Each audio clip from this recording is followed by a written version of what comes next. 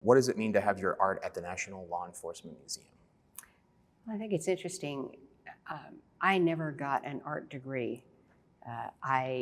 When I went to college, I didn't really, that was back in I graduated high school in 1980, and I was kind of naive. I didn't really know what college was for. I thought I just spent all this time in high school, so why would I want to go back to school?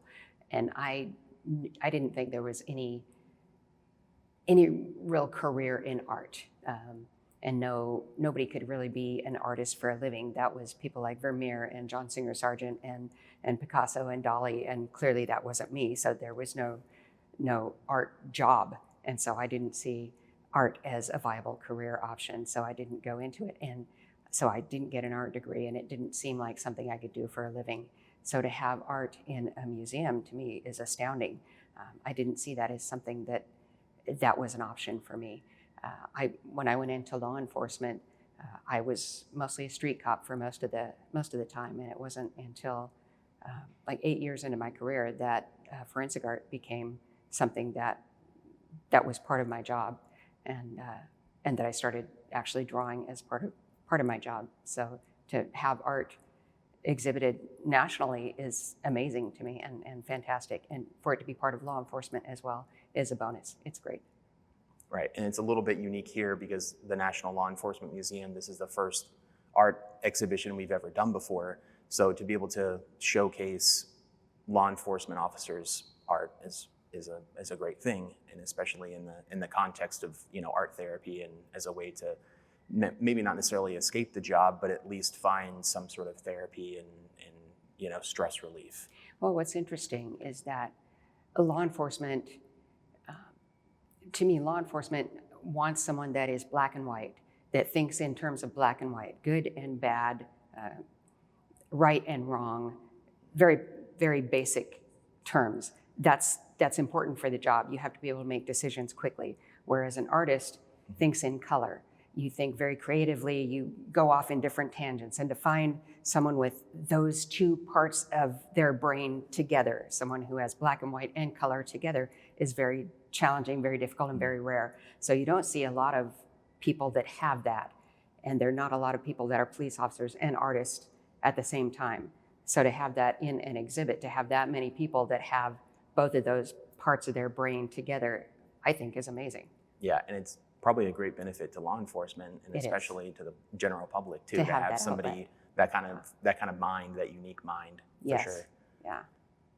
So you already kind of touched on this, but when did you begin your artistic journey and why? Well, I think that people are either born having a need to have a creative outlet, or they're not. Some people don't really do creative things in their life, but others are born with it. Either you have a need to express yourself creatively, whether it's through visual arts or musical arts or theater arts or any of those sort of things, and it's a part of you, and you don't feel complete unless you are doing something artistic. And so I was born feeling the need to draw or paint or do something like that, and so I've done it all my life.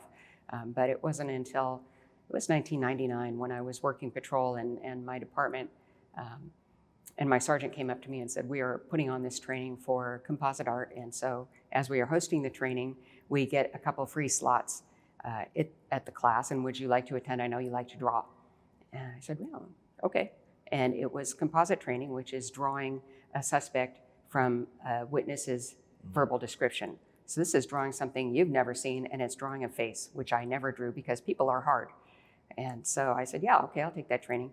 And it was a week-long training, and I attended, and I learned to draw a face in a box. It was very basic training.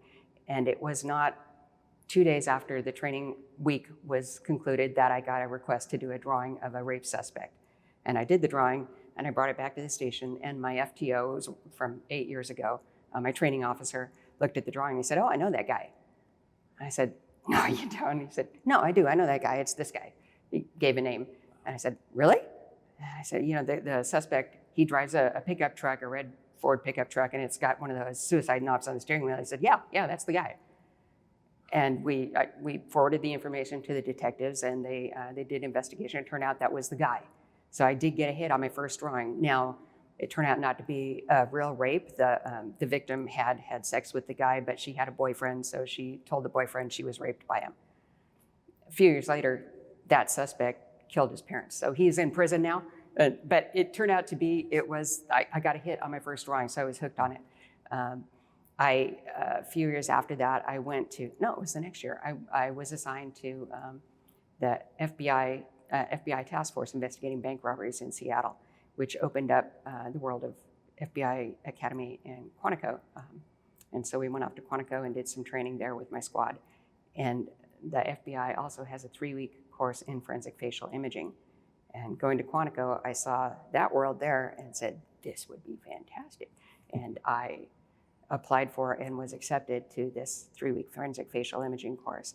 And beyond composites, they teach you how to do age progressions on like a suspect who has been missing for a long period of time, or someone who has been disappeared, whether it's a child or an adult, and they want to know what that person might look like after several years.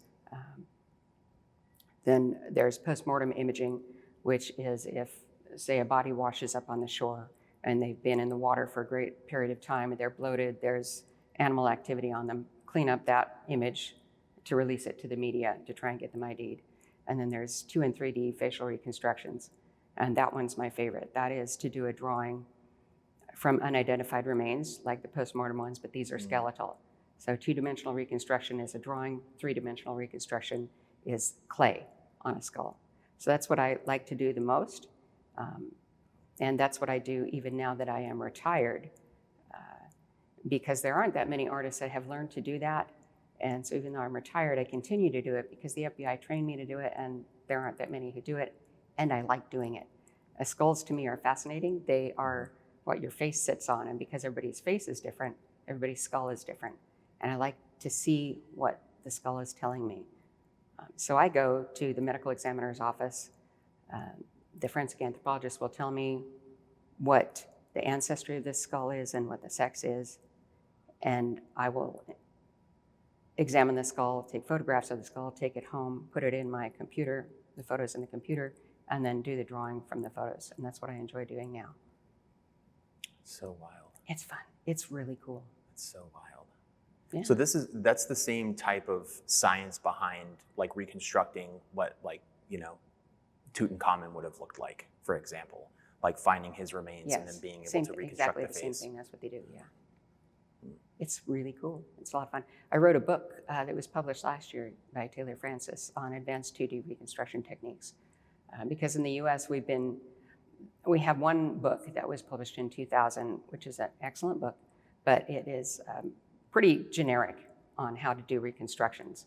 And so what I wanted to put out there was information on, instead of drawing a white guy, I want you to draw this white guy.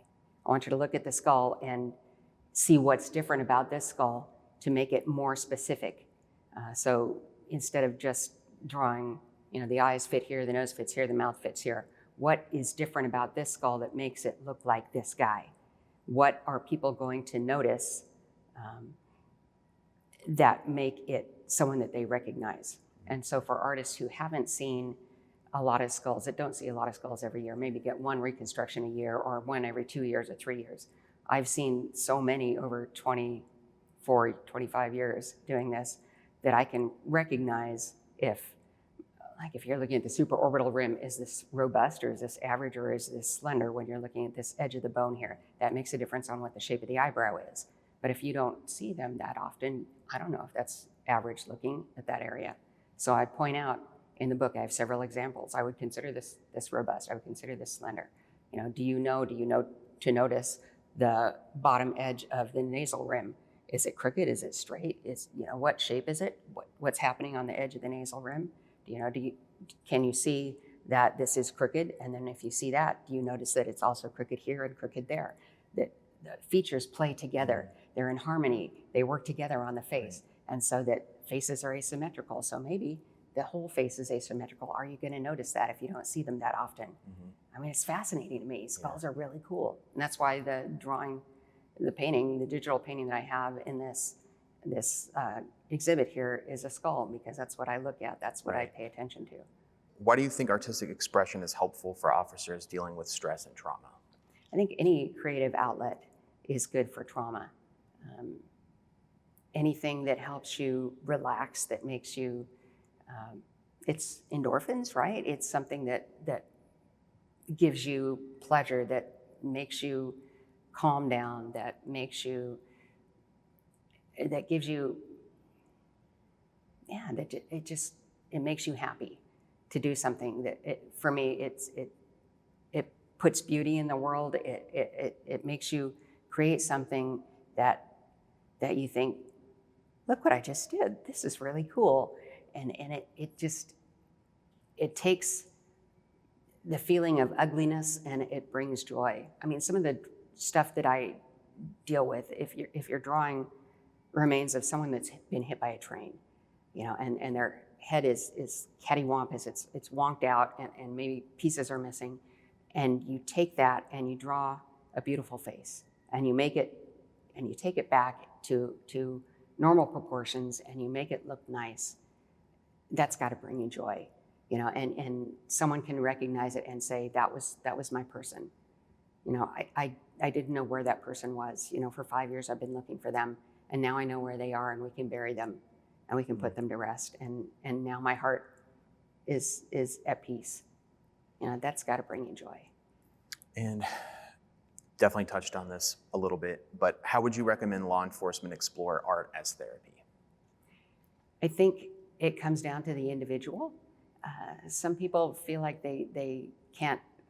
My husband, for instance, says I can't draw my name the same way twice, but it doesn't matter. It's a skill like anything else. It doesn't matter if you feel like you can't do it.